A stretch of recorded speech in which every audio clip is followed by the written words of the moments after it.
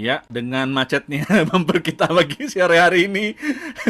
Kita masuk di Selasa berbagi sore hari ini, teman-teman. Wow, wow. Oh, terkejut kami terkejut ya, terkejut. Gua sampai bingung kok gitu ya. Oh ya udahlah. Oh ya What udah. happened? At least itu bukti bahwa kita live. Betul kita live. Jadi kalau live itu kalau misalkan nggak ada kesalahan itu kerasa kayaknya ada yang kurang gitu loh. Ya kurang. Ini ada tipuan-tipuan. Benar. Jangan-jangan mereka tuh lip sync sebetulnya ya selama 1 jam ini.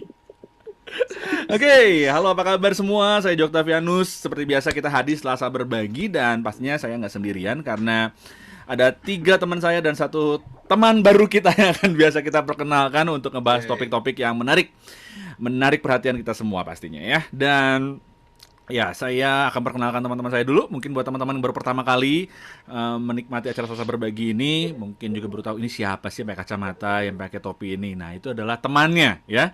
Temannya kita semua, ya. Temannya kita semua. Itu adalah Bro Peter Chris. Halo, apa kabar, Mas? Baik, kabar baik. Tukang Iya. sate saya.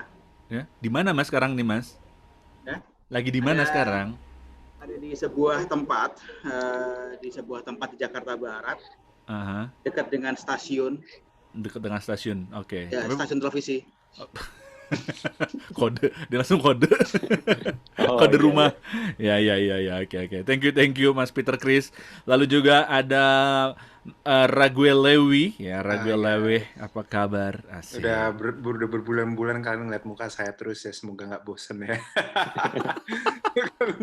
Sama Randy juga. Sama Randy. Oh ya, langsung dikenalin lagi Randy Chandra. Oh, iya. Dinata, apa kabar Halo. Bro Randy? Baik, Gimana baik, Pastor Bang Jo. L sama Puji Tuhan. Bro Randy? Kegiatannya apa nih sekarang? Kegiatannya ya begitu, tetap melayani pelayanan Zoom dan sebagainya. Oke. Dan Ya. begitu pun juga hambanya Randy tetap semangat ya, keluarga Tapi Heru dan Chandra Dinata ya. Ya, Thank ya, you. ya. Betul. Pastor Semangat L. Ren. Semangat Pastor Randy. Iya. Yang ketiga. Loh, Loh. Kok Ini beda? gagal Kok penghiburan ya. beda lapak gitu langsung. itu beda lapak. New Iya. Zealand Beda lapak. tolong tenang dulu ya. Yang jodohin di New Zealand. Widih. Ya udah, jadi buat teman-teman juga, ya kami juga dari Pijar TV mengucapkan selamat turut berduka cita, terus penanggungan gitu ya. Yang pastinya untuk keluarga Tapi Heru itu merupakan keluarga ipar dari Randy ya. Oke. Thank you, Tapi thank kayaknya you. Bang Jo. Randy gimana kemarin cukup lancar semua acara? Iya, puji Tuhan Bang Jo, lancar banget. Jadi dari Kamis, Jumat, sampai Sabtu, ibadah penghiburan Pendeta George Tapi Heru berjalan lancar. Bahkan di ibadah penguburan itu sempat suasananya tuh adem banget, enak banget. Nggak mendung yang bikin orang parno, wah bakal hujan nih, enggak. Tapi cuacanya tuh sejuk gitu ya. Baru setelah selesai ibadah, bokap nyokapnya Pastor L ya kan, Om Robert Tante Lea selesai melayani, barulah itu gerimis turun. Dan itu nggak lama, paling 5-10 menit, abis itu cuacanya baik kembali. Wow, oke. Sangat diberkahi lah bahasanya kayak gitu. Ya, puji Tuhan ya, semua Yang melayani baik. Iwan ya. Iya. Yoi. Tapi gue salut sama Pastor Randy gitu kan. Kenapa? Rally kan, sepanjang itu kan dari hari pertama ibadah penguburan yang pertama sampai kemudian penguburan kan beliau ada terus kan. Malamnya dia masih melayani anak muda live Aduh. IG loh. Oh iya. Banget sih, itu gue wow, itu kan pasti udah direncanakan sebelumnya dan tidak ada alasan untuk enggak dong, Mundur. suasana segini mundur itu well gua Salut ya. Oke. Kalau Kan Selasa lalu baru ngomongin soal pelayanan sama Kajo. sama Kajo. Ya, jadi semangatnya masih ada. saya semakin bangga menyebut diri sebagai temannya Pastor. Sudah. Intronya terlalu panjang ini, durasi. Ada Ya. Noel loh di sini. Iya, ada Noel loh. Oh iya Noel. Iya. Sorry. Kita gitu memang Noel. Biasanya kalau ada tamu kita biarin aja. Kita enggak. Ya, sore hari ini ada Noel Silalahi. Iya. Langsung dari Yogyakarta. Dari Wah. Samosir. Enggak, Jogja Noel ya? Jogja ya? Aslinya Pontianak, cuman Hah? sekarang di Jogja. Asli. Complicated lah. Iya. Silalahi tapi. Silalahi dari Pontianak. asli Pontianak sekarang lagi ada di Yogyakarta. Iya. Inilah kita Iya. melihat keadilan Tuhan dalam diri Noel. Aduh, Bisa iya. aja. Lihat tuh L udah sampai Narasumber cocok banget. cocok banget ya. Bisa Oke, aja. ini Noel Silalahi dari Yogyakarta. Kegiatan sehari-hari apa Noel?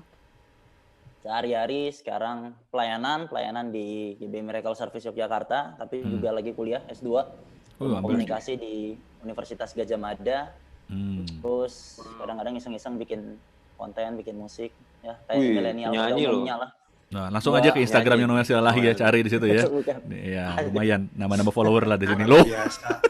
Tadi tuh kupikir tuh apa namanya kan, saking lahir di Pontianak itu kan, orang Batak, kemudian di Jogja ngapain? Lagi belajar dalam.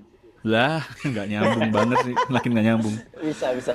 Oke, dan hari ini kita mau ngebahas topik-topik, tapi topiknya tentang keadilan Tuhan. Nah, mungkin kita pernah merasa atau punya berpikir apa ya, apakah Tuhan adil? Nah, mungkin itu adalah dalam pikiran kamu, dan itu yang akan kita bahas selama 1 jam ke depan nanti. Tapi sebelumnya, seperti biasa, saya mau mengingatkan kamu semua bahwa Selasa Berbagi adalah waktu untuk mengingatkan kamu semua untuk kita berbagi sama teman-teman kita di sekitar kita, berbagi hidup kita, berbagi Injil, berbagi kabar baik keselamatan itu kepada mereka. Karena mungkin buat kamu itu adalah hal yang mereka nggak perlulah untuk dengar. Kamu karena udah dengar keselamatan, kamu udah terima keselamatan. Tapi buat orang yang di dekat kamu, mungkin itu adalah berita yang sebenarnya selama ini ditunggu-tunggu dan dicari-cari mereka. Tapi teman-teman juga perlu ingat bahwa Selasa Berbagi mengingat kita semua untuk bareng-bareng nyebarin Injil sampai ke seluruh pelosok Indonesia, supaya saudara kita yang ada di pelosok, yang ada di seluruh Indonesia juga bisa menyaksikan kebenaran firman Tuhan lewat tayangan-tayangan Pijar TV. Oleh karena itu teman-teman, kamu semua yang lagi lihat acara ini, kita ngundang kamu semua untuk sama-sama yuk berdonasi di BCA 5055182121. Ini bukan masalah berapa besar atau berapa kecil donasi kamu, itu kita bukan ke sana arahnya, bukan itu fokusnya. Tapi ketika kita mendonasikan dana kita dari apa yang kita punya, sebetulnya kita saat ini sedang sama-sama mendukung apa yang dilakukan oleh Pijar TV agar Injil bisa disiarkan sampai ke seluruh pelosok Indonesia. Amat agung dapat dilakukan, ya. Jadi jangan lupa catat BCA 5055182121 atas nama Yayasan Pelayanan Media Indonesia. Dan kalau buat kamu semua yang nanya Pijar TV bisa disaksikan di mana? Pijar TV bisa disaksikan di Transvision di channel 778. Dan juga melalui streamingnya. Nah, ini disiarkan selama 24 jam melalui streaming pijar.tv ya. Lalu next juga ada informasi teman-teman yang perlu teman-teman tahu juga, bahwa kalau teman-teman butuh dukungan doa gitu ya, mungkin kita percaya bahwa doa itu sebenarnya bisa dilakukan oleh kamu sendiri ya, tanpa harus dilakukan oleh orang lain. Tapi kamu juga mungkin punya pertanyaan tentang iman. Kamu mungkin pertanyaan, ada komentar, ada saran, silahkan. Kamu bisa save nomor kami di 0813 8700 7055 untuk kamu bisa nanya, berinteraksi dengan tim Pijar TV yang siap untuk melayani setiap pertanyaan-pertanyaan kamu juga. Oke. Dan satu lagi, kita juga sedang mengadakan apa ya? Campaign. Oh, bukan, online store dulu. Online shop Pijar TV.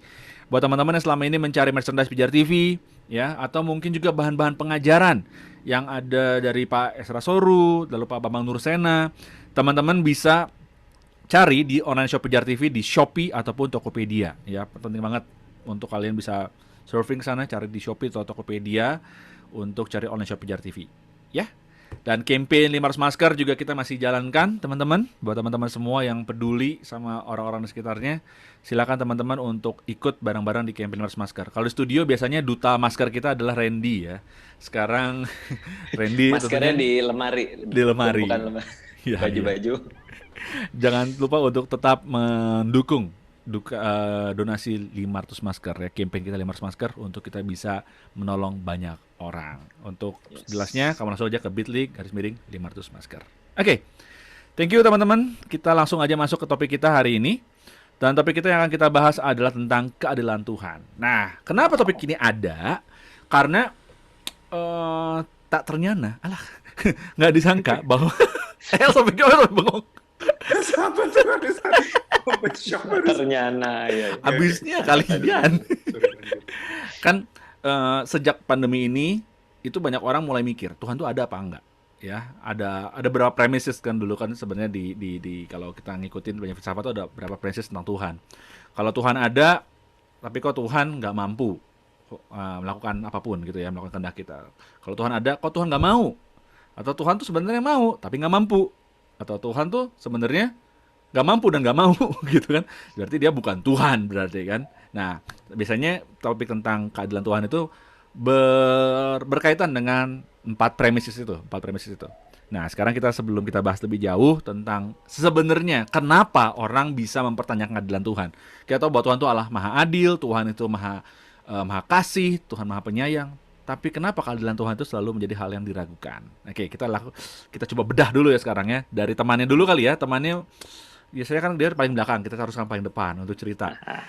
Kenapa tentang keadilan Allah ini selalu menjadi bahan pertanyaan dan juga ya menjadi hal yang sering dipertanyakan oleh manusia?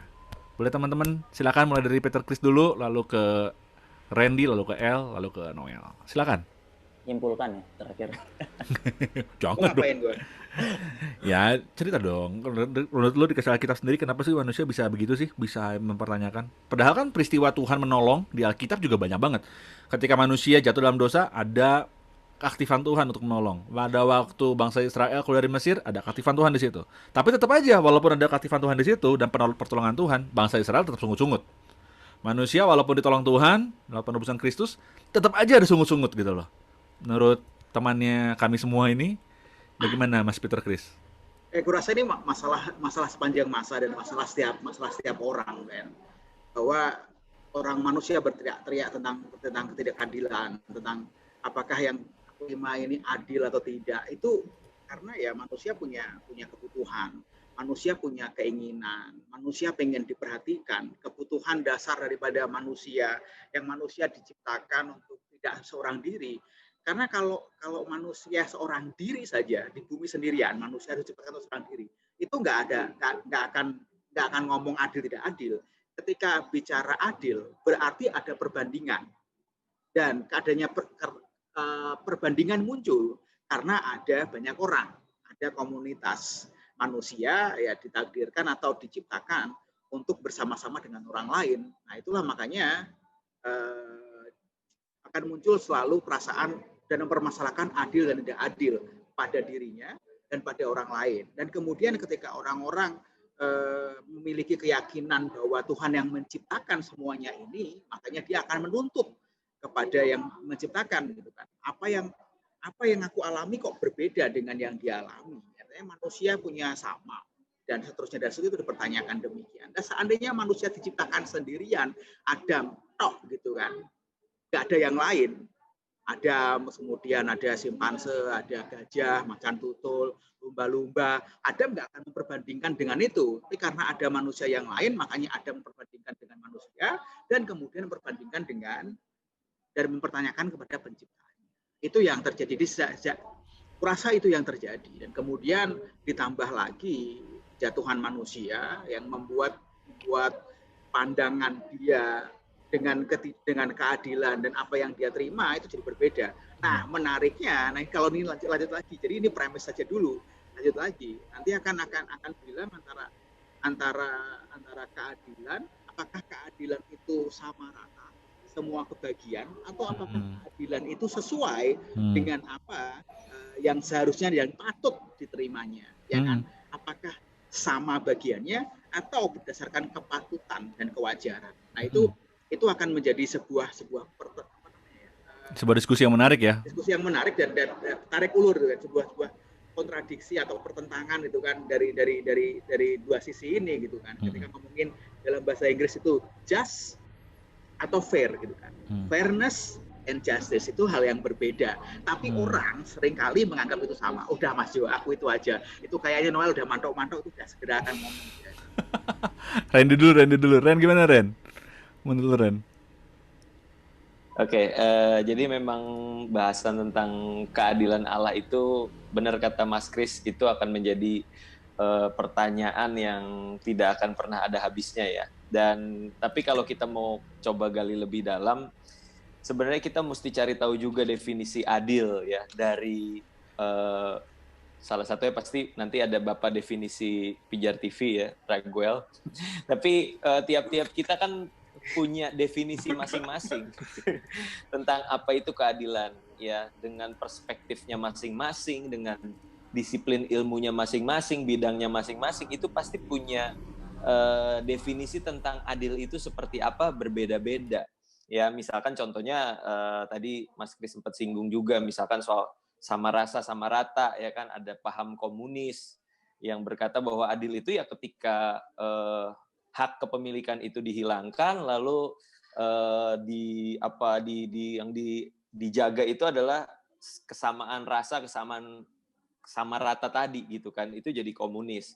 Itu dikatakan adil. Lalu mungkin juga ada yang bilang adil itu ketika setiap orang bisa mengembangkan dirinya, setiap individu bisa melakukan yang terbaik versinya dia, dan dia akan mendapatkan apa yang dia usahakan kayak gitu kan, lebih ke liberalis, lebih ke kapitalis kayak gitu kan. Nah, akhirnya terjadi tarik menarik tadi, akhirnya bisa ada titik tengahnya yang dikatakan adil itu ketika ada subsidi, ada yang kaya itu menolong yang miskin, yang kayak gitu. Jadi ada apa namanya, tarik menarik di antara kedua kubu tadi kan. Tapi balik lagi memang kita nggak bisa mendapatkan definisi yang paling tepat adil itu kayak gimana. Kenapa, Mas? Enggak, Ya, bocor jadi, deh. Oh, bocor. Lanjut. Nah, ya sesimpel gini deh, anak SD misalnya, anak SD bilang, dia protes sama papanya, "Pah, kenapa sih uang jajanku 10.000, sedangkan kakakku yang sudah kuliah uang jajannya 50.000. Kok nggak adil banget sih, Pah? Kalau mau adil ya disamain dong, semuanya 10.000 kah atau 50.000 sekalian kayak gitu kan." Nah, balik lagi makanya definisi adil yang berbeda-beda itu mengakibatkan kita nggak akan menemukan jawabannya. Sesama manusia aja bisa berbeda gitu loh. Apalagi kalau manusia mencari keadilan dari Tuhan yang adalah punya apa namanya, definisi keadilannya sendiri, dan manusia punya definisinya sendiri. Nah, bagaimana menemukan titik temunya? Tentunya harusnya manusialah yang menyesuaikan apa yang Tuhan kehendaki, apa yang menjadi keadilan menurut Tuhan kan. Makanya firman Tuhan juga bilang bahwa jalannya kita, jalannya manusia itu nggak ada apa-apanya dibandingkan jalannya Tuhan. Pikiranku, kata Tuhan, itu jauh di atas pikiranmu, seperti langit jaraknya daripada bumi, kayak gitu. Jadi mungkin itu dulu deh prolognya sebelum lebih lanjut ya. Oke. Om El gimana Om El? Silakan Om El Lewi. Kalau misalnya keadilan yang gue tahu sih definisinya kondisi kebenaran ideal secara moral mengenai suatu hal, baik menyangkut benda ataupun orang.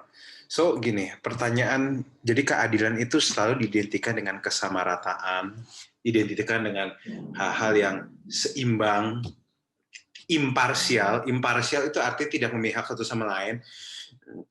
Tapi definisi itu bisa menjadi sebuah definisi agak polemik. Kenapa? Karena rasa keadilan setiap orang berbeda-beda. Standar keadilan seorang, gue cuma bakal kayak ngerangkum sedikit dari Peter Chris dan juga Randy ya, bahwa rasa keadilan anak SD dan kuliah itu beda banget.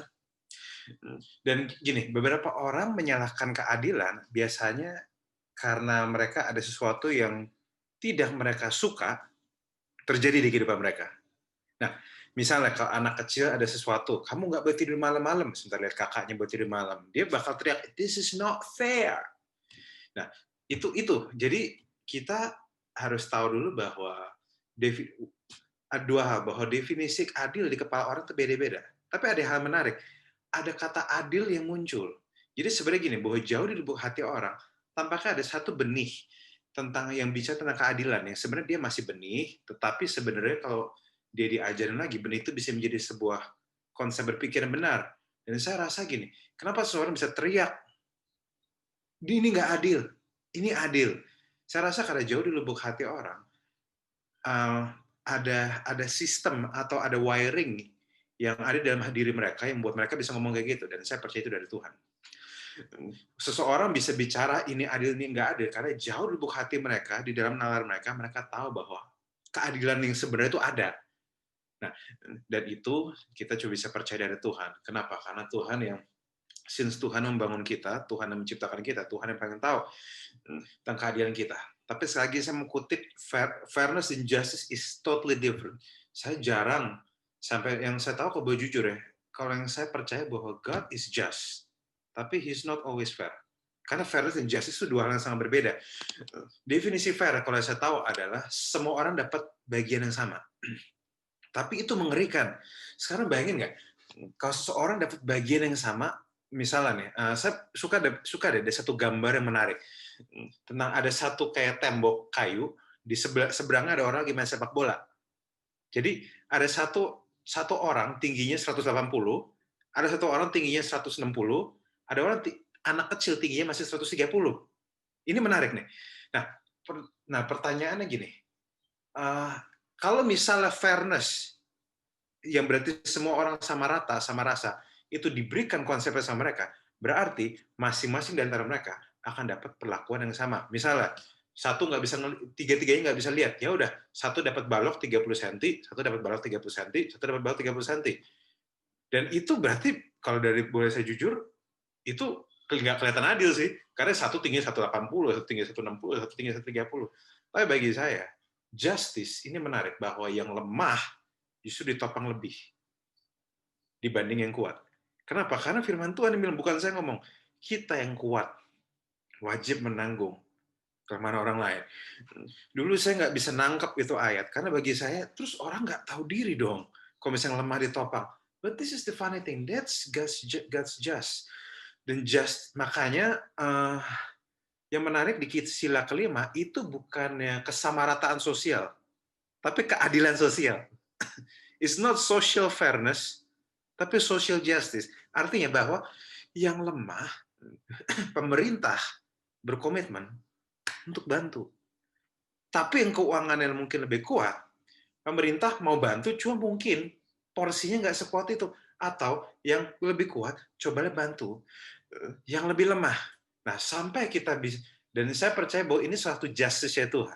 Makanya firman Tuhan juga bilang bahwa dia menurunkan hujan bagi yang percaya maupun yang nggak percaya. Jadi bahwa sebenarnya orang yang percaya itu harus lebih kuat, mereka harusnya bisa terima bahwa yang nggak percaya pun Tuhan sayang. This is the funny thing tentang Tuhan, bahwa bagi gue, kalau kita benar-benar mau jadi seperti Kristus, kita perlahan-lahan harus mulai belajar untuk at least mencoba melihat cara Tuhan melihat sebuah keadilan. Dan itu bisa berarti, karena kalau keadilan Tuhan bisa berarti beberapa orang treatmentnya ada yang sama, ada yang beda. Itu sih. Iya, betul. Karena keadilan menurut manusia itu bisa berdasarkan lebih banyak memakai perasaan daripada Nah, itu maksudnya. sebenarnya. Itu. Benar banget. Banyak feelingnya, terlalu banyak feeling. Jadi dia partial, dia cuma separuh. Nggak seimbang. Oke. Noel mungkin bisa bukan summarize ya Noel.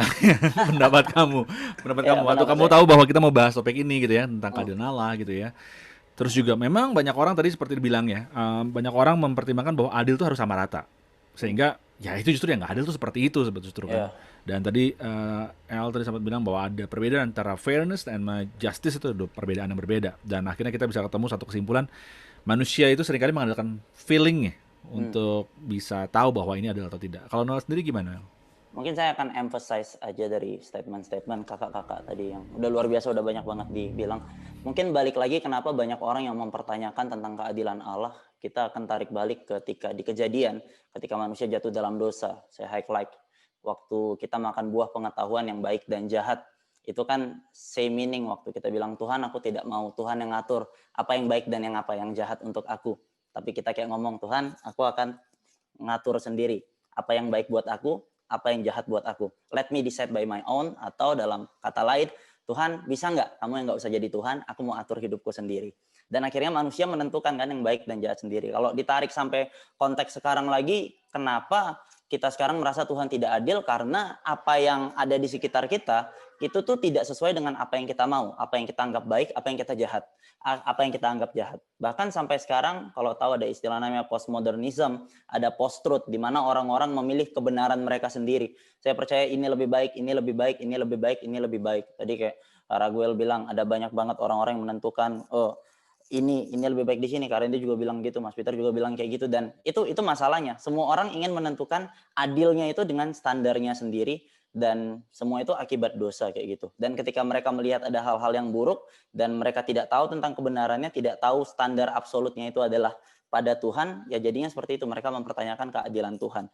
Dan classic question lagi basically adalah mereka beranggapan kenapa ada hal-hal buruk terjadi kepada orang-orang dalam tanda kutip baik. Why bad things happen to good people? Lalu mereka mempertanyakan keadilan Allah. Padahal mengutip salah satu teolog lama namanya D.A. Carson, dia bilang dalam dunia yang sudah jatuh dalam dosa, penderitaan dan kejahatan bukanlah satu hal yang mengagetkan lagi. Tapi sebaliknya, harusnya kebaikan itu menjadi satu hal yang menakjubkan. Dan disitulah kita melihat bagaimana pemeliharaan Tuhan. Intinya adalah kalau manusia mencoba untuk define their own truth, untuk menentukan apa yang baik dan jahat buat mereka sendiri di luar standarnya Tuhan. Dan oleh karena itu pertanyaan besar dalam dalam bahasan hari ini menurut saya adalah by which standard? Oleh standar siapa kita menentukan itu adil? Komunisme bilang kayak gini, Marx bilang kayak gini, Adam Smith dalam kapitalisme bilang kayak gini, lalu orang-orang lain juga bilang seperti ini. Indonesia bahkan punya caranya sendiri, bahkan melihat itu berdasarkan konstruksi sosial masing-masing. Tapi sekali lagi, kalau mau keadilan yang sejati, the real just, the real truth, itu cuman dari satu, standarnya Tuhan. Nah, kayak gitu sih Mas. Benar. Jangan heran kalau misalkan ada ketidakadilan dalam dunia ini itu sebenarnya suatu yang tidak heran, itu suatu yang normal justru sebetulnya. Tapi kalau justru heranlah kalau misalkan masih ada kebaikan di tengah dunia yang hancur gini kan. Kurang lebih seperti itu kata-kata dari Kasem. Ya, bahkan di-emphasize lagi kan pertanyaannya, kenapa ada hal yang buruk terjadi pada orang yang aneh gitu kan. Saya baik. Buruk yang terjadi yang baik. Padahal itu bukan pertanyaannya. Kita ini orang jahat sebenarnya. Jadi pertanyaan yang lebih mengagetkan saya bukan pertanyaan itu, adalah kenapa ada hal yang baik terjadi sama orang yang buruk? Ya. Kenapa ada pengorbanan Kristus yang baik yang terjadi sama orang yang buruk kayak gini? Jadi itu pertanyaan yang harusnya lebih mengagetkan daripada why bad things happen to tanda kutip good people. Okay. That's good. Nah, nice. Ini ada pertanyaan yang klasik banget ya. Pertanyaan yang benar-benar klasik banget yang sering kali ditanyakan sama orang-orang. Tapi coba ya aku coba untuk lihat beberapa pertanyaan yang udah masuk ya. Jadi teman-teman juga yang lagi ada di Facebook saat ini, yang lagi nonton Facebook, silakan teman-teman bisa lihat acara kita, belajar sesuatu dari apa yang kita share, sama seperti kita juga sedang belajar juga untuk kita mengerti kira-kira apa yang kita bisa dapetin tentang keadilan Allah ini ya. Karena seringkali juga kita bisa merasa bahwa Allah itu sebenarnya nggak adil. Mungkin itu adalah pikiran teman-teman. Yuk share pengalaman kamu dan kasih komen juga. Oke, kalau gitu langsung aja sih. Noel boleh ya kasih satu ini lagi ya, satu pendapat nih. Bisa dilihat di layar.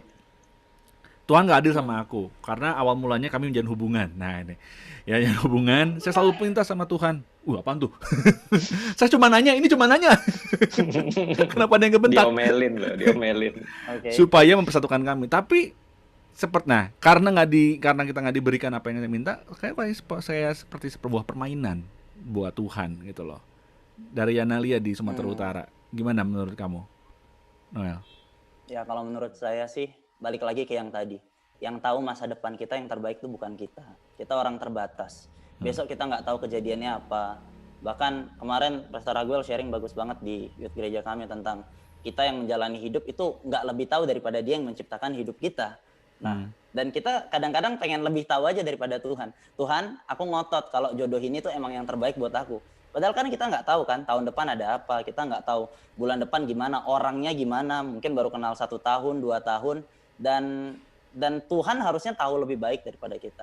Harusnya ketika kita memohon sama Tuhan, ya kalau dengan doa yang Yesus ajarkan, datanglah kerajaanmu, jadilah kehendakmu, artinya kita lebih mengikut ke rencana Tuhan di dalam kehidupan kita. Bukannya Tuhan nggak adil, tapi justru disitulah kita tahu, kita bilang Tuhan nggak adil, tapi kita merasa kita Tuhan karena kita tahu yang terbaik. Justru kita yang sedang nggak adil. Harusnya ketika kita adil, kita sadar posisi kita yang terbatas sebagai ciptaan, lalu kita tunduk pada kehendaknya Tuhan. Kalau saya kutip dari pendeta Yakub Trihandoko yang banyak ngajarin saya dan mentor saya, dia ngomong kayak gini, jangan melibatkan Tuhan dalam rencana kita.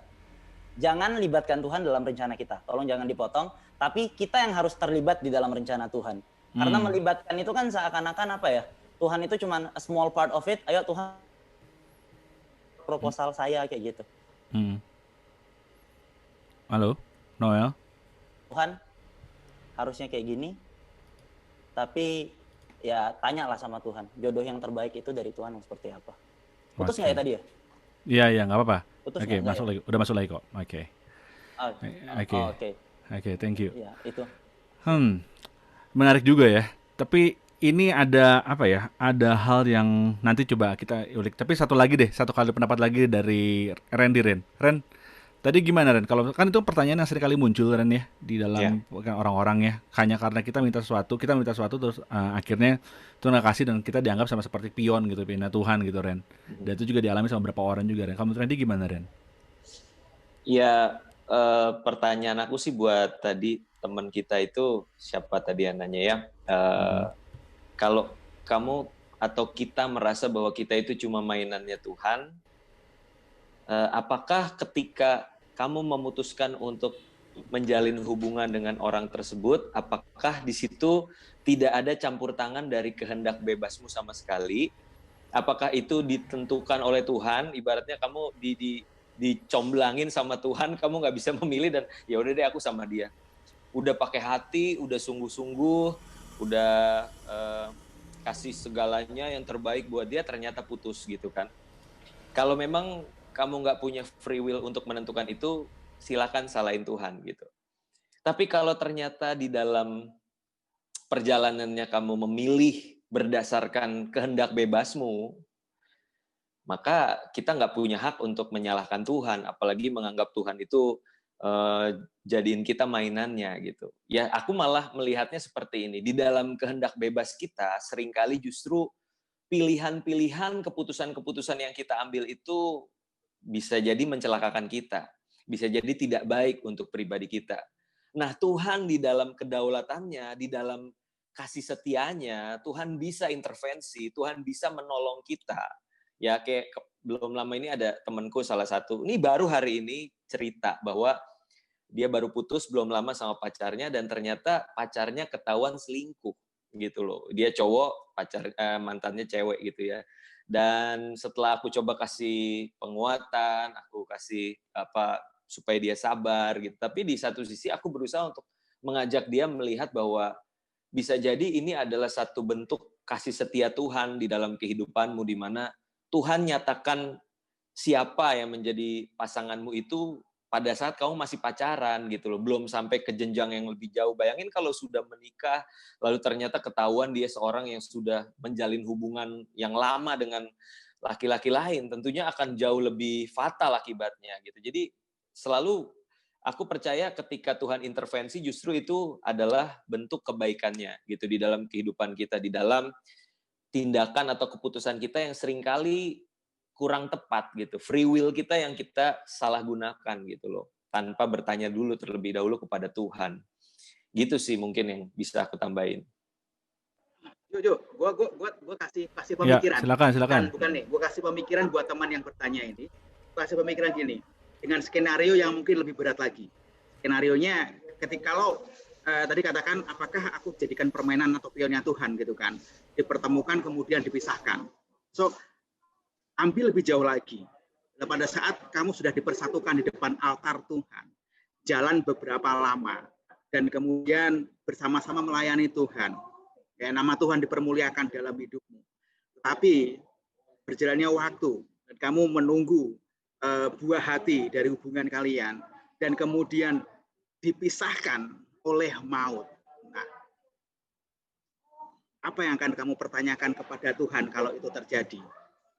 Kalau dalam masa-masa berpacaran tuh dipisahkan dan bilang Tuhan adil, bagaimana? Pikirkan jika itu terjadi dan Tuhan sudah mempersatukan kalian dan kemudian dipisahkan oleh kematian. Apakah kita adalah pionnya Tuhan dan Tuhan bisa bertindak seenak saja sama seperti kita membayangkan diri kita Tuhan, wah aku lagi nggak suka nih, pisahin saja. Bayangkan itu, apakah ada keadilan Tuhan di sana? Atau seperti pastor ini katakan, adakah kedaulatan Tuhan di sana? Dan masihkah kita melihat ada kebaikan Tuhan di sana? Hanya sedikit-sedikit pemikiran saja, bahwa lebih jauh lagi. Tidak hanya sekedar pada masa-masa berpacaran. What if gitu kan, kalau Marvel itu kan, what if gitu kan. Bagaimana jika berjalan lebih jauh? Dan itu semua kehendak Tuhan. What if? Apakah kita masih bisa berkata, Tuhan adil, Tuhan baik, Tuhan penuh kasih karunia, dan seterusnya. Dan itu, kalau kita masih di level situ, kita mempertanyakan keadilan Tuhan. Selalu kupertanyakan kepada teman-teman, apakah kita benar-benar mengenal karakternya? Itu aja Mas Jo, untuk kan, biar makin panas situasinya. Speechless langsung panas. Karena reaksi kita menentukan bahwa sebetulnya kita betul-betul menghargai keadaan Allah atau enggak itu sebenarnya karena reaksi kita juga sih sebetulnya. Ya. Iya. Sama seperti pertanyaan ini nih, kebetulan Mas Kris sudah angkat, jadi langsung aja aku juga ini bawa nih. Kalau tadi kita ngomong tentang individual seseorang kan ya, tapi seringkali juga keadaan Allah ini kita coba untuk ditarik gitu dalam satu peristiwa. Dari Priscilla bilang gini, kenapa harus ada pengadilan kalau memang Allah menetapkan ada yang selamat dan ada yang nggak selamat? Untuk apalagi orang dihakimi untuk orang-orang yang Allah tentukan untuk nggak selamat? Apakah hanya orang yang selamat yang dihakimi untuk dapatkan upah? Dan kalau ada penetapan, kenapa harus ada penghakiman? Bukankah Allah cukup memisahkan aja? Ya, silakan Om Peter Chris merenungkan dulu pertanyaannya siang dan malam. Ya, kenapa harus ada pengadilan kalau misalnya gitu? Kalau misalnya kita bukan pionir Allah gitu ya, kenapa Tuhan kalau sama menentukan nggak dipisahkan aja dari awal? Dia lagi berantem di Kenapa harus ada kepalanya penghakiman? antara Calvin dan Arminian nih kayaknya. Gimana Om? Langsung Om Calvin Peter dan Chris. Arminian apa ya, Kak? Saya juga nggak tahu. Ini saya lagi bahas. Gimana Om?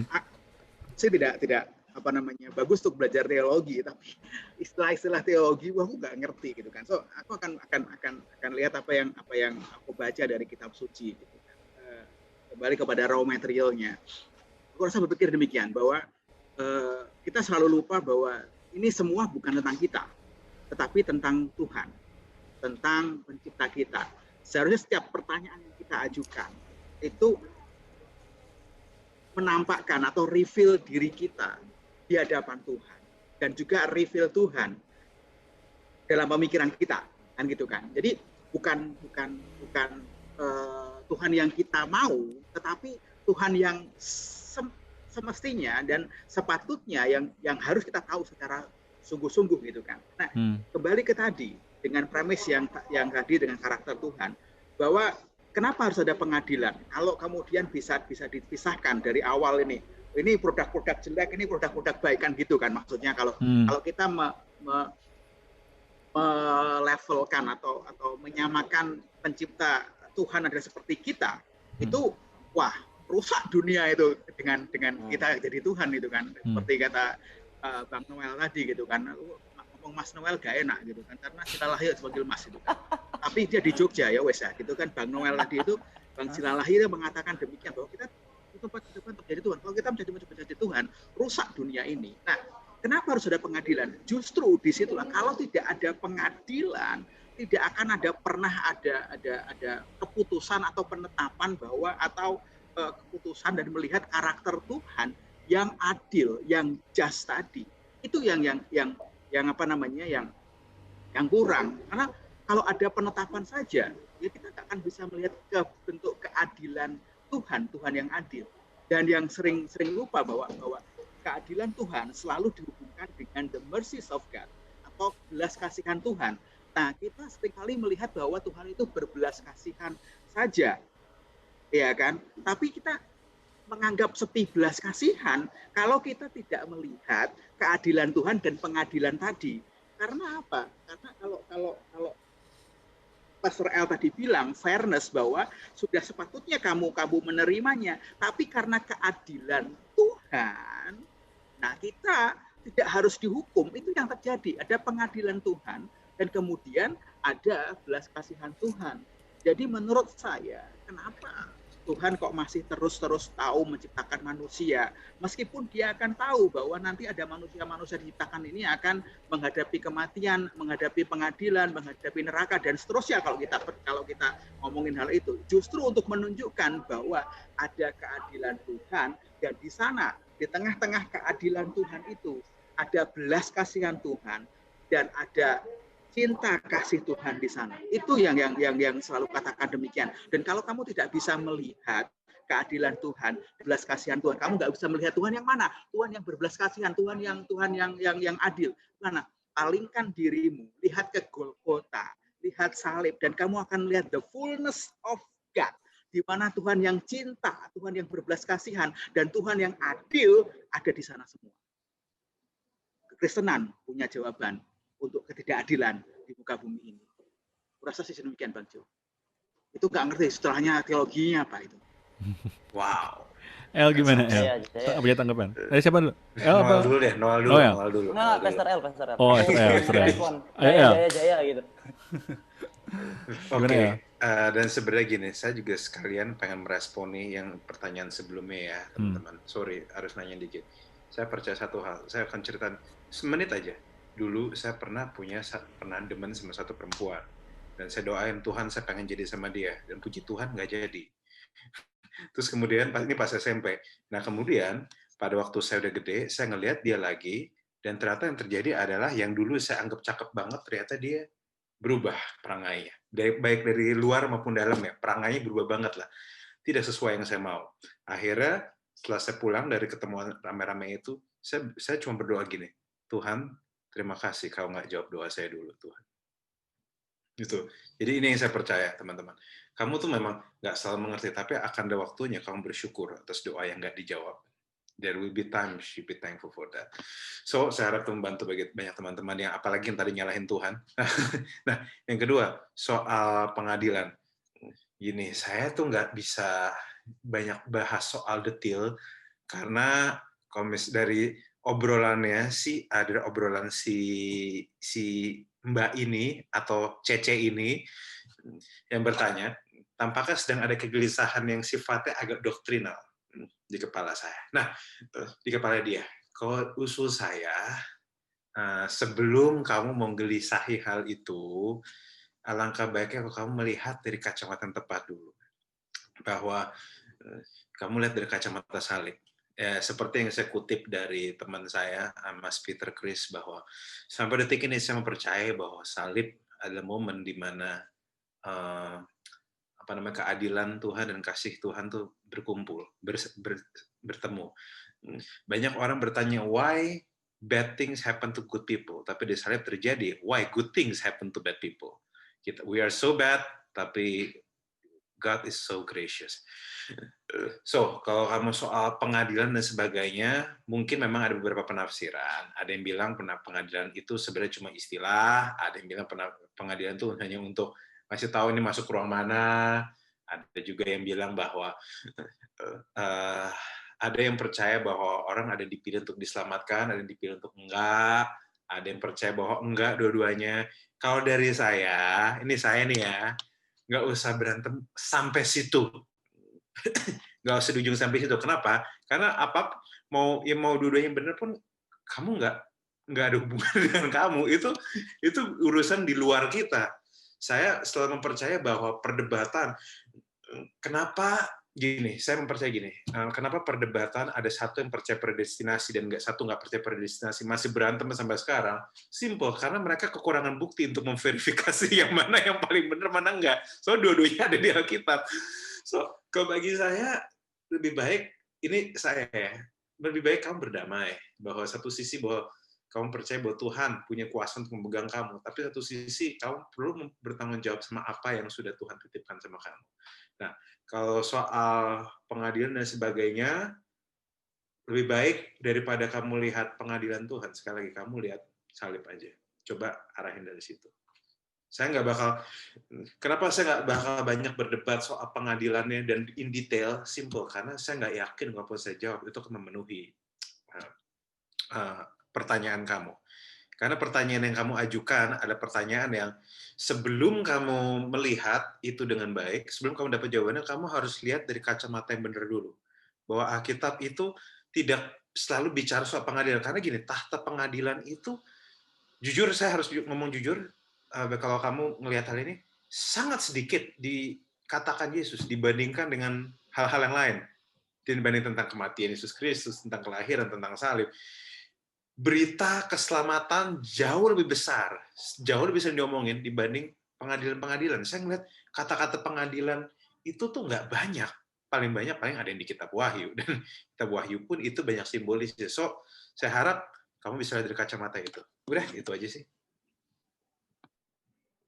Oh, oke. Noel, boleh kasih pendapatnya Noel tentang hal ini? Karena ini juga tadi kan langsung begitu kasih pertanyaan ini langsung pada debatnya, ini pasti aliran ini itu. Gimana ya? Kalau saya emphasize lagi dari yang Pastor Raguel lebih sampaikan, bahwa ini kalau pakai bahasa saya adalah sesuatu yang melampaui akal kita. Pertanyaan, mana apakah Tuhan yang memilih kita atau berdasarkan kedaulatannya atau berdasarkan kemahatauannya. Seperti yang tadi dibilang ya, ada istilah-istilah asing, mungkin merek pakaian kayak gitu, Calvin atau Armenian atau apa kayak gitu. Saya juga, ya itu perdebatan yang panjang teman-teman. Sorry, tolong jangan dipotong dan di hate speech saya.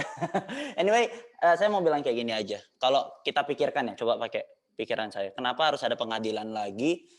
Ini kan kronologis, kronos, terus kita tahu yang istilahnya kairos. Kairos tuh nggak cuma berbicara akan ngasih kita jodoh sesuai pada waktunya gitu. Cuman ini konsep yang lebih tinggi dari itu. Ini kronos dari awal penciptaan, Musa, nabi-nabi, lalu Yesus, rasul-rasul, sampai kita sekarang itu berjalan terus. Sedangkan Tuhan itu kan kairos, kekal, waktu Tuhan. Kekal itu saya definisikan, saya baca-baca dan ada teolog yang definisikan, itu bukan kondisi yang besok ada lagi, besok ada lagi, besok ada lagi, tapi kondisi di mana variabel waktu itu nggak ada. Jadi Tuhan kekal, di dalam kekekalan itu nggak ada waktu secara kronologis yang menit ini berubah. Itu gimana kita nggak bisa kepikiran. Artinya apa? Ini coba bayangin ini garis ya, garis kronologis. Tuhan itu kairos, dia tuh besar segini dan dia tuh bahkan udah ada di masa depan. Dia tuh udah maha tahu sampai di sana, dia udah berdaulat sampai di sana. Yang itu bikin saya berpikir, apakah waktu di zaman Musa, Tuhan itu udah tahu nada-nada lagunya Pesta Ragu Lewi yang sungguh indah kayak gitu. Jangan-jangan dia udah nyanyi, sungguh besar pengorbanan bagiku. Waktu Musa tuh masih ada kayak gitu. Nah bisa-bisa kan seperti itu, karena dia kairos kan kayak gitu. Dan anyway, lah berarti Tuhan udah tahu dong, mau bagaimanapun juga yang saya lihat, di akhir Tuhan tuh udah tahu siapa yang masuk neraka, siapa yang masuk surga. Nah, tapi di satu sisi kita juga punya apa ya, kita yang di kronos ini, kita mencoba untuk memahami dan menjelaskan murni Tuhan itu seperti apa yang melampaui akal kita. Dan selama beratus-ratus tahun bapak-bapak gereja mungkin sebelum pijar TV dulu masih pakai koran, masih pakai buku, itu berantem gitu loh. Ada Calvinism, ada Arminianism, mereka bikin buku, berantem, perang terus sampai hari ini terus berdebat apakah kita dipilih dan bla bla bla segala macam. Tapi anyway, satu, kita harus paham itu melampaui akal kita. Kenapa harus ada pengadilan? Sekali lagi karena Allah kita konsisten. Dia yang paling adil, dia tidak bisa untuk mengingkari perkataannya. Karena dia harus menghakimi semua yang hidup dan yang mati berdasarkan perbuatannya. Jadi siapapun nanti teman-teman, waktu selesai nanti di zaman akhir, kita akan dihakimi berdasarkan perbuatan kita. Tapi bagi orang-orang yang percaya sama Kristus, saya percaya kalau kita semua dihakimi adil kayak gitu, nggak akan ada bisa yang masuk surga. Nggak akan ada yang bisa masuk bertemu pribadi kembali lagi ke hadirat Allah yang sempurna itu. Tapi bagi orang-orang yang percaya menerima Kristus sebagai Tuhan dan Juru Selamat, karena pengorbanan dia di kayu salib dan karena kehidupan Kristus yang tak bercacat celah, yang dia hidupin buat kita. Waktu Allah Bapa melihat kita, dia mengadili. Dia melihat Yesus yang di dalam kita. Dia melihat Yesus di dalam kita dan kita diadili berdasarkan apa yang sudah Yesus lakukan. Bukan lagi apa yang berdasarkan kita, dalam artian manusia berdosa kita lakukan. Lalu nanti ada reward dan segala macam. Dan bagi orang-orang yang masuk neraka, kalau kamu nanya, loh kalau gitu kenapa ada yang masuk neraka? Ya sekali lagi, mereka mendapatkan apa yang mereka deserve. Karena mereka mendapatkan buah dari perbuatan mereka. Lalu Kak, nggak adil dong, ini saya pernah ditanya juga. Kenapa ada orang yang kenapa hukumnya sampai selama-lamanya? Itu kan lama banget kayak gitu, sampai kekal kayak gitu. Lah, nggak adil di mana? Kalau kita membunuh 5 menit, hukumannya berapa lama? 10 tahun, 20 tahun. Membunuhnya cuma 5 menit kayak gitu. Nah, tindakan kejahatannya itu dikit dan hukumannya itu jauh, itu emang hal yang sudah lumrah di dunia manusia sekalipun. Nah, selama seumur hidup kita menolak Tuhan, kita tidak menginginkan Tuhan, ya konsekuensinya Tuhan cuma memberikan apa yang kita inginkan sebenarnya. Neraka, kita dipisahkan sama Tuhan. Jadi menurut saya pengadilan itu harus ada untuk apa? Untuk menggenapi firman Tuhan dan atribut Allah bahwa dia adil. Dan justru nanti di pengadilan kita bisa melihat kalau Allah itu Allah yang penuh kasih. Karena kita yang berdosa, kita diadili berdasarkan what Jesus have done. Berdasarkan karya salib Kristus. Nah tapi sekali lagi bukan berarti kita nggak ada itu ya. Nggak ada tanggung jawab ya teman-teman. Kita tetap harus percaya. Kita ya kasih karunia Tuhan yang besar itu yang membuat kita semakin sungguh-sungguh untuk seek God, untuk mengenal Tuhan dan untuk menghidupi, mengerjakan keselamatan kita dengan takut dan gentar. Kayak gitu, Mas Bim. Wow, oke. Oke, ya betul banget. Ren, ayo Ren, kasih tanggapan dong Ren. Oh, gue juga ya, gue pikir gue dilewatin. Oke, Roma 8:28 Ren. Pengennya sih dilewatin pertanyaan ini ya, enggak. Jadi apa ya, bicara soal pemilihan ya, memang kita temukan statement-statement itu di Alkitab bahwa Tuhan memilih orang-orang gitu kan, dan kita harus define juga gitu, apa sih yang orang yang dipilih itu yang seperti apa kayak gitu kan. Gue percaya orang yang dipilih itu adalah satu orang yang secara sadar mereka memilih Yesus sebagai Tuhan dan Juru Selamat. Mereka percaya bahwa perbuatan baik mereka tidak menyelamatkan, mereka butuhkan Juru Selamat. Ya, dan yang kedua apa? Ketika dia telah menerima karya penebusan itu, maka dia sadar hidupnya adalah untuk berbuat baik, hidupnya adalah untuk menghasilkan buah. Gitu. Itu umat pilihan. Jadi kalau kita berdebat, kan udah dipilih, terus ngapain ada pengadilan? Karena di pengadilan itu akan diperlihatkan siapa yang melakukan kehendak Tuhan dan mana yang tidak gitu. Ya, makanya di Roma 2 ya, gua tadi catat ayatnya, Roma 2 ayat 6 sampai 8, firman Tuhan bilang gini, ini perjanjian baru loh, bicara perjanjian baru. Iya, Tuhan akan membalas setiap orang menurut perbuatannya, yaitu hidup kekal kepada mereka yang dengan tekun berbuat baik, mencari kemuliaan, kehormatan, dan ketidakbinasaan. Tetapi murka dan geram kepada mereka yang mencari kepentingan sendiri, yang tidak taat kepada kebenaran, melainkan taat kepada kelaliman. Jadi dengan kata lain, kalau orang itu memang pilihan Tuhan, let's say kita bilang aku umat pilihan Allah, maka tunjukkanlah lewat perbuatanmu, lewat buah-buah yang kamu hasilkan. Dan ini bukan syarat untuk diterima di kekekalan, tapi inilah bukti bahwa kita telah diselamatkan. Ya, dan kenyataannya kan tidak ada seorang pun juga yang punya label pilihan dan label bukan pilihan. Nggak ada yang di jidatnya dipasangin cap pilihan, yang ini non pilihan. Artinya apa? Kalau kita mulai bertanya-tanya, Tuhan, aku mau dong Tuhan masuk surga, aku mau dong Tuhan diterima di kekekalan, aku mau dong Tuhan saat penghakiman aku berhasil melewatinya. Ya, lakukanlah apa yang harus kamu lakukan gitu loh. Jangan bilang, oh ya udahlah, mungkin gue bukan pilihan, ya udah gue mati aja lah gitu. Atau mungkin sebaliknya, ekstrim sebaliknya, gue kan pilihan, jadi ya udah nggak perlu bikin apa-apa, toh nanti juga di pengadilan gue bakal lewat juga karena gue punya passwordnya Yesus gitu kan, akhirnya lewat. Nggak kayak gitu juga kan. Ingat Efesus 2 ayat 8 sampai 10, kamu diselamatkan bukan karena perbuatanmu tapi karena melalui kasih karunia kan, karena iman kepada Yesus. Dan ayat 10-nya bilang, dan kamu telah ditentukan dari semula untuk melakukan pekerjaan baik. Ya kan, Ia mau supaya kamu hidup di dalamnya. Gitu. Jadi artinya kalau memang kita orang pilihan Tuhan, maka otomatis buah-buah yang kita hasilkan itu nyata, teman-teman. Nggak mungkin kita bilang, gue pilihan Tuhan, tapi nggak ada buahnya sama sekali. Itu malah jadi pertanyaan, benar nggak kamu umat pilihan? Gitu. Jadi gue percaya bahwa memang ada pemilihan dari Tuhan. Tapi di dalam dimensi kita, tadi pakai bahasanya Noel, di dimensi kronosnya manusia, ya kita harus bertanggung jawab atas hidup. Kita harus lakukan apa yang menjadi bagaimana kita mengerjakan keselamatan itu.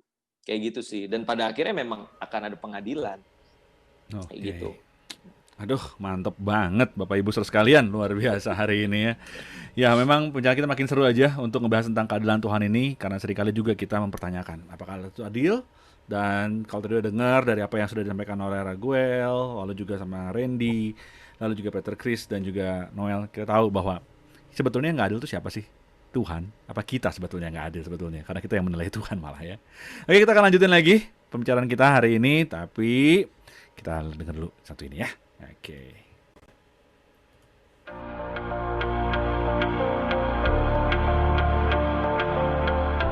Sahabat Pijar, terima kasih untuk doa dan dukungan saudara sehingga program ini dapat disaksikan ke seluruh pelosok Indonesia. Bagi saudara yang ingin berpartisipasi dalam pelayanan Pijar TV, partisipasi donasi saudara dapat dikirimkan ke rekening BCA yang tertera di layar kaca saudara dengan nomor 5055 182121 atas nama Yayasan Pelayanan Media Indonesia. Kami sangat bersyukur atas partisipasi saudara. Seberapapun persembahan kasih yang saudara berikan, saudara sangat memberkati pelayanan ini. Salam terang bagi Indonesia. Salam terang bagi Indonesia. Ya, itu dia. Makanya ada banyak hal juga yang kita mau sajikan dari Pijar TV agar kita terus menyiarkan Injil dari tempat ini ya sampai ke seluruh pelosok Indonesia, dan pastinya juga ikuti setiap acara-acara Pijar TV karena kita mau menyajikan hal terbaik buat teman-teman semua. Salah satunya adalah under construction. Nah, ini dia ya. Saat ini kita juga ngundang kamu semua untuk mendaftarkan diri kamu besok ya, tanggal 4 November 2020 akan ada Yeri Patinasarani ya yang akan hadir di acara Under Construction. Ini adalah acara yang unik teman-teman karena ini adalah free Zoom discussion, tapi juga ini adalah online TV production yang dilakukan oleh Pijar TV. Nah, teman-teman daftar buruan ya supaya ini bisa ada interaktifnya. Kita pastinya senang banget kalau teman-teman bisa gabung.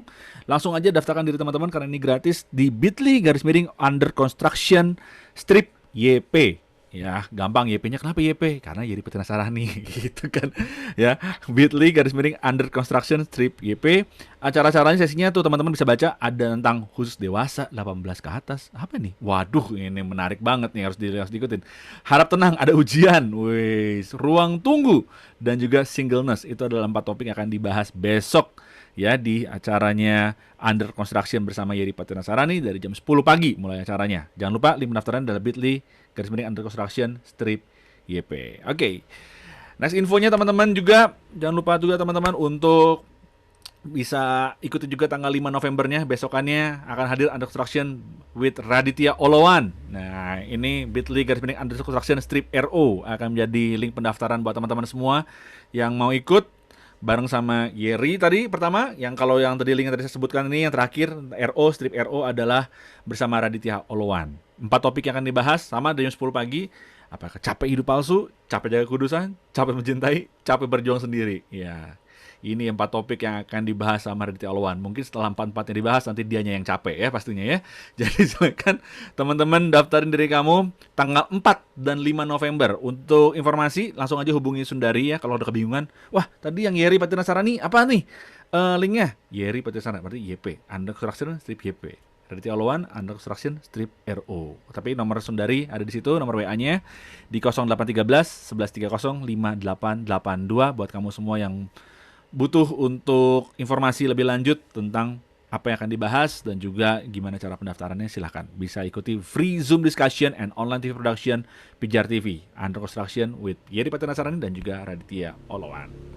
Next info buat teman-teman juga akan ada Production and Training Workshop pada hari Rabu tanggal 11 November. Jadi kami mengundang semua tim multimedia gereja yang mau belajar bagaimana kita bisa memproduksi ya, membuat video yang baik ya teman-teman ya, buat mendukung pelayanan di gereja kita. Ini adalah satu workshop yang teman-teman bisa ikutin. Wajib banget untuk ikutin, hanya dengan Rp379.000. Ini sudah termasuk lunch and snack juga teman-teman. Teman-teman akan mengikuti Production and Training Workshop bersama Pijar TV. Dan acaranya tadi tanggal 11 November. Sebentar lagi, 11 November 2020 tanggalnya ya. Dan untuk pendaftaran langsung aja kamu bisa klik di link pendaftaran bit.ly/workshop Pijar TV. Workshop Pijar TV. Kembali lagi hubungi Sundari kalau misalnya kamu butuh informasi di 0813 1130 5882. Oke, info event minggu ini akan hadir di webinar kita pada hari Kamis tanggal 12 November jam 7 malam ya. Hari Kamis itu 12 November berarti minggu depan. Masih ada waktu ya, masih ada waktu. Tapi biasanya nih teman-teman suka mepet tiba-tiba kalau udah nggak kebagian tempat, waduh nyesel. Nah ini tempatnya terbatas teman-teman. Ini akan membahas topik yang, wah ini yang jadi perbincangan hari-hari ini di dunia online, yaitu apakah Maria Magdalena istri Yesus? Ya, silakan teman-teman bisa pengen tahu mungkin gimana cara menjelaskannya kepada mereka yang bertanya tentang hal ini. Ini tempat yang tepat untuk teman-teman bisa belajar bagaimana cara kita bisa mempertanggungjawabkan iman kita. Akan dibimbing langsung oleh Bapak Bambang Nursena, ya Dr. Bambang Nursena, pada hari Kamis 12 November jam 7 malam. Dan itu adalah linknya adalah di bit.ly/dialog lintas iman. Ya, biar pendaftaran webinar ada 100.000, Anda bisa ikutin webinar teologis bersama Pak Bambang Nursena. Oke, masih ada lagi? Satu lagi pada hari Senin tanggal 16-nya. Webinar yang akan membahas tentang keaslian antara versi Matius dan Lukas tentang doa Bapa Kami. Nah, doa Bapa Kami di Matius pendek, di Lukas panjang. Ini yang mana yang benar nih? Yang pendek apa yang panjang? Ini jangan-jangan ada pemalsuan di sini karena beda versi. Wih, ini perlu banget nih kita tahu nih sebagai orang Kristen nih. Jangan sampai kita orang Kristen tapi nggak tahu. Aduh, doa Bapa Kami emang ada yang panjangnya ya? Nah, itu sulit itu kalau udah kayak gitu ya.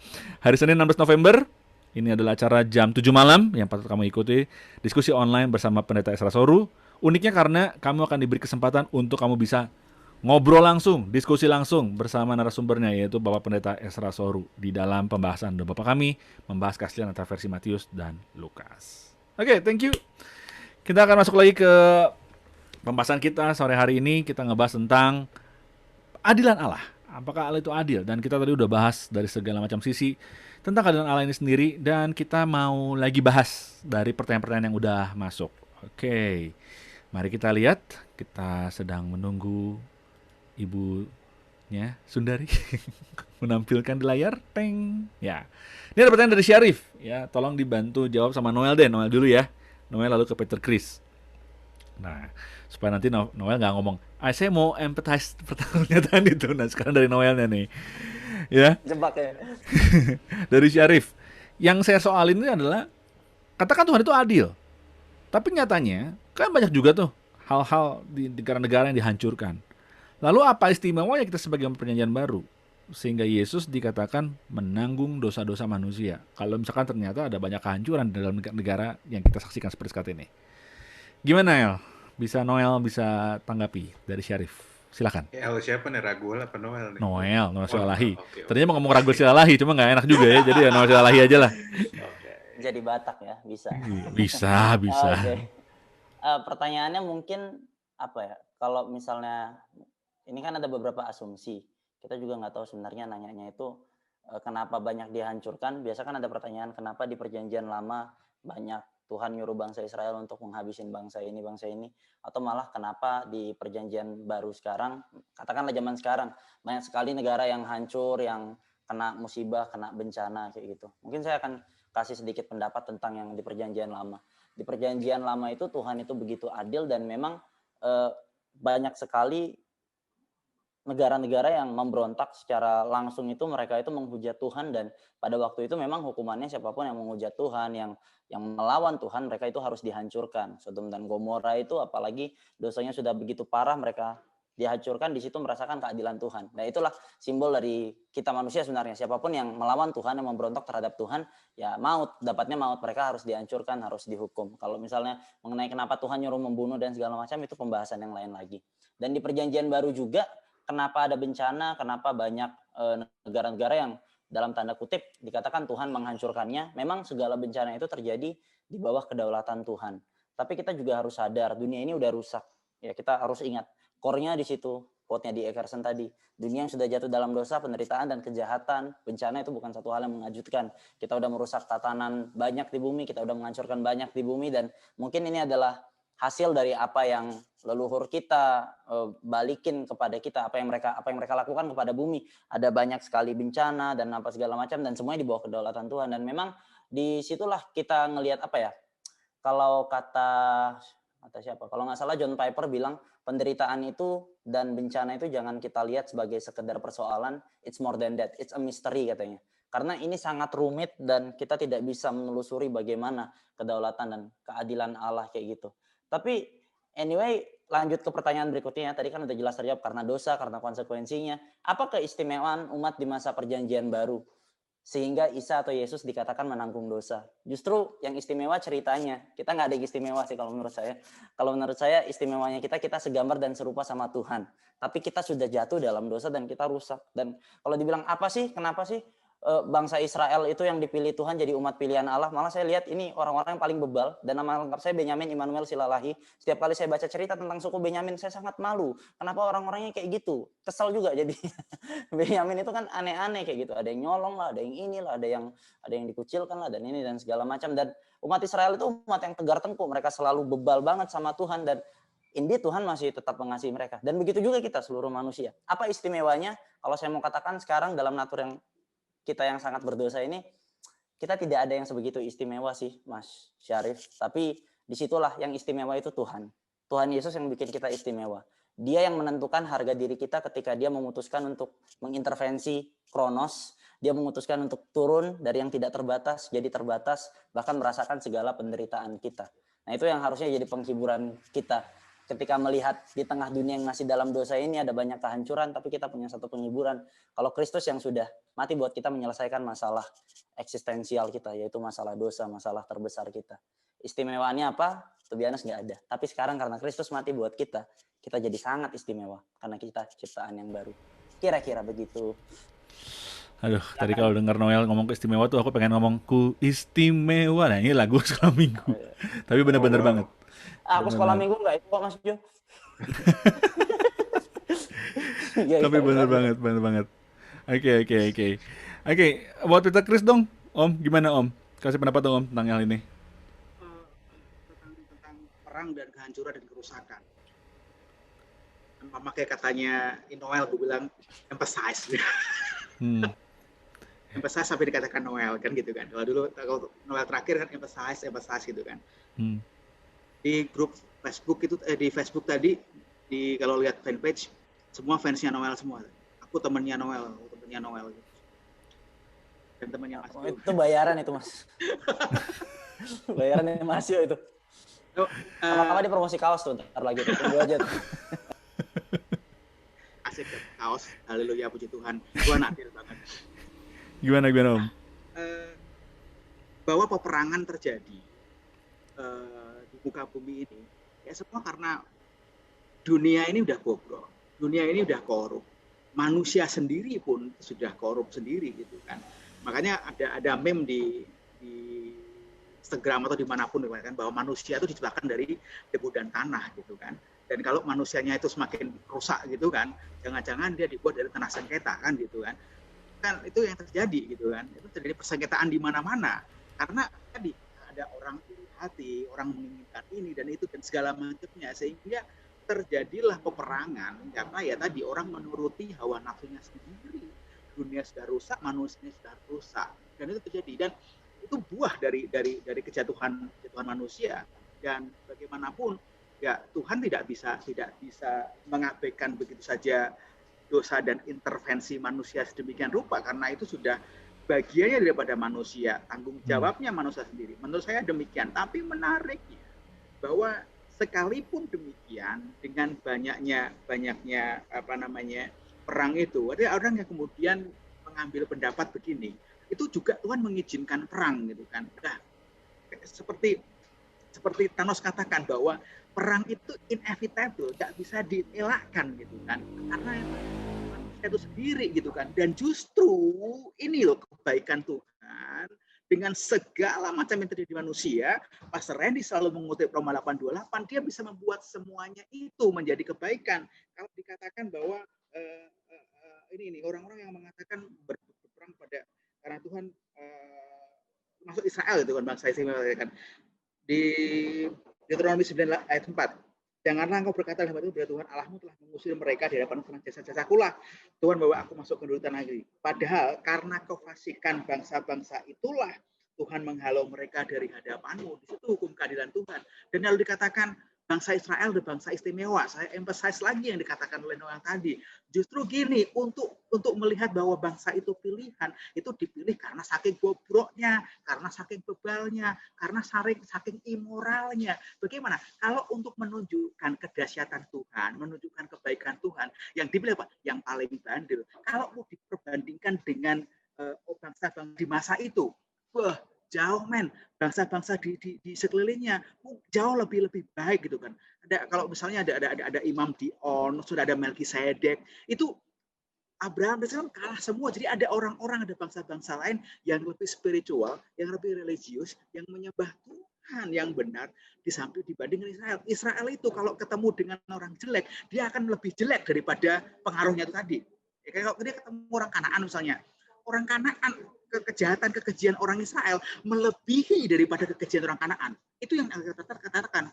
Dan justru karena kebaikan Tuhan, karena keadilan Tuhan, nah itu saya tunjukkan dari barang yang paling jelek sendiri diambil. Nah itu untuk menunjukkan bahwa Tuhan sedemikian baiknya. Dan kemudian umat perjanjian baru bukan umatnya yang istimewa, tapi sejak dahulu Tuhan itu istimewa, tapi ini kita selalu pakai kacamata hitam yang tidak bisa melihat semuanya. Nah saat kita buka, nah kita bisa melihat semuanya dengan jelas. Buka dengan apa? Lihat dengan apa? Kembali lihat dengan salib, lihat dengan salib, bahwa salib adalah upaya Tuhan yang paling dahsyat, upaya Tuhan yang paling keren, bukan untuk mengubah dirinya, pandangan dirinya pada manusia. Wah, ternyata manusia baik, ya, bukan. Salib itu adalah upaya terakhir Tuhan, upaya ultimate Tuhan untuk mengubah pola pikir manusia, mengubah sudut pandang manusia tentang Tuhan yang selama ini ditahu salah. Salib itu tujuan Tuhan supaya manusia benar-benar melihat utuh. Oh, ini loh Tuhan sejatinya. Itu upaya Tuhan untuk mengubah pikiran manusia bagaimana memandang Tuhan, bukan mengubah pikiran Tuhan bagaimana memandang manusia. Jadi bukan manusia yang istimewa, tetapi Tuhan sejak dahulu istimewa. Tapi karena kita memakai kacamata hitam, kita tidak bisa melihat salib Tuhan di Golgota. Udah, itu aja. Monggo.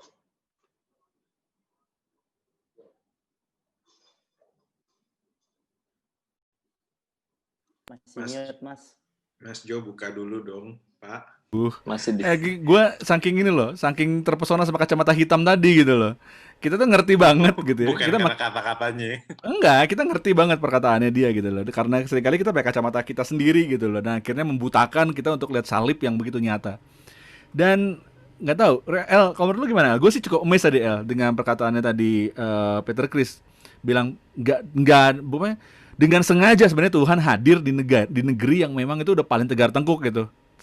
Itu pasti karena dia pengen menunjukkan keadilannya dia sebetulnya di situ, di tengah banyak ketidakadilan di dalamnya. Kalau menurut lu sendiri gimana, El? Ada benarnya.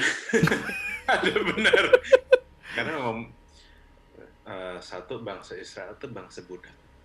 Kalau dibandingin, kalau teman-teman pernah belajar sejarah ya, tentu gini, ini saya jujur aja, gue juga nggak bisa bilang ini theologically yang paling benar juga. Gue nggak bilang gitu, karena ada orang juga penafsir bilang, oh bangsa Israel ini dipilih Tuhan karena gini, karena kedaulatan Tuhan ya, which is juga benar, nggak salah sama sekali.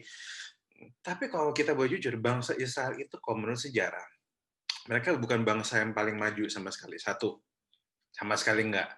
Bangsa lain, bangsa Akadia, bangsa Sumeria itu jauh lebih maju, jauh lebih sadis lah.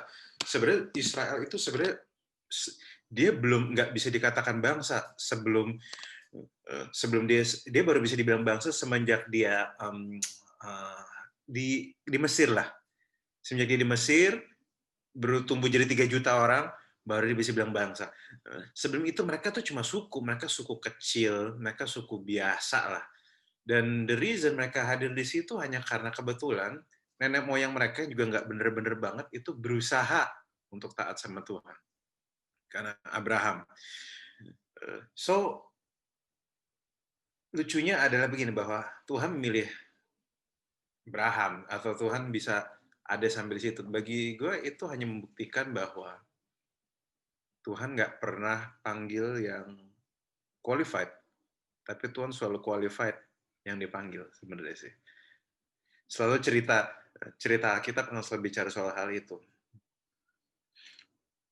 Apakah bangsa Israel itu layak sebenarnya? Ya, kita nggak ukuran layak, kita kan beda sama ukuran layak Tuhan. Tapi satu yang kita tahu bahwa dia selalu qualified yang dia panggil. So, yes, I really believe that. Dan pendapat gue sih, harusnya gue membawa ini ke hidup kita sih, ke hidup kita semua di sini, bahwa justru kalau Tuhan itu sebegitu adil ya, kamu menganggap Tuhan tuh harusnya adil gini-gini, adil menurut pandanganmu. Kalau menurut adil dia sejujurnya gini, dia nggak usah kirim Yesus Kristus. Kita harusnya mati karena dosa kita semua. Firman Tuhan bilang dosa itu seperti utang. Utang itu berarti gini, kamu nggak bisa stop dosa dengan cara berhenti dosa. Firman Tuhan yang bilang itu, Tuhan nganggap dosa itu seperti hutang. Kamu tuh nggak bisa bayar, misalnya kalau kamu utang 10 juta, gimana cara bayarnya? Berhenti utang itu nggak bisa, maksudnya you have to pay for that. Nah, masalah banyak orang konsepnya nggak ngerti soal dosa. Dosa itu mereka pikir, oke, saya sudah berdosa, saya mau berhenti deh. Dia kira dengan itu menyelesaikan permasalahan, but in fact it's not. Definitely not. Yesus sendiri bilang, Paulus sendiri bilang setelah dia menghapuskan surat hutang, ketentuan hutang, dan memakukannya atas kayu salib, kuncinya adalah harus dibayar.